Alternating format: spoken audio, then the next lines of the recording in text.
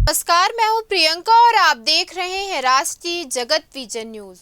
जल है तो जीवन है और जल है तो कल है। इस मंत्र के साथ छत्तीसगढ़ ने जल संचय और जन भागीदारी के क्षेत्र में एक नई मिसाल कायम की है। राज्य सरकार के प्रयासों से रायपुर नगर निगम ने राष्ट्रीय जल संचय और जन भागीदारी पुरस्कार में देश भर में पहला स्थान हासिल किया और पूरे राज्य को लेकर खुशी की बात यह है कि छत्तीसगढ़ भी राष्ट्रीय स्तर पर दूसरा स्थान हासिल कर अग्रणी राज्य बन गया है।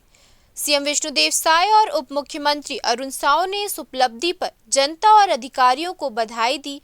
उप मुख्यमंत्री ने कहा कि ये सफलता छत्तीसगढ़ की 3 करोड़ जनता के प्रयास और भागीदारी का परिणाम है और राज्य जल संरक्षण के क्षेत्र में अब एक मिसाल बन चुका है। फिलहाल इस खबर में इतना ही। देश प्रदेश के खबरों से अपडेटेड रहने के लिए हमारे चैनल को सब्सक्राइब करें और नए खबरों के नोटिफिकेशन के लिए बेल आइकॉन जरूर दबाएं। नमस्कार।